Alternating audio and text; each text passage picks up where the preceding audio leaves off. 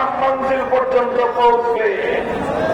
আমরা পরিষ্কার ভাষায় বলেছি, বড় বড় রাজনৈতিক দলগুলোর পক্ষ থেকে অনেক অফার দেওয়া হয়েছে।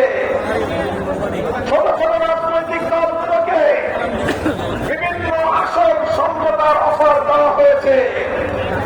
আমাদের পরিষ্কার বক্তব্য, শুধুমাত্র জমিদারদের অংশীদার সাধারণ মানুষের লভ্যাংশের ভিত্তিতে আর বাংলাদেশ চলবে না। আমরা বাংলাদেশে আমাদের অধিকার চাই, মালিকানা কায়েম করতে চাই। গরিব মেহনতি মানুষ, আমরা তোমাদেরকে ইসলামের বার্তা পৌঁছে দিতে চাই।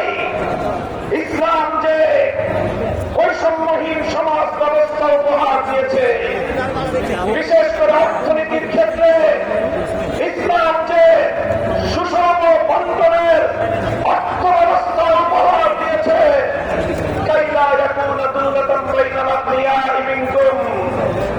একটি শ্রেণী বিশেষের কাছে রাষ্ট্রের যাবতীয় সম্পদ কুক্ষিগত হবে, সেই বিজাতীয় পুঁজিবাদী অর্থ ব্যবস্থার কবর তৈরি করে সেই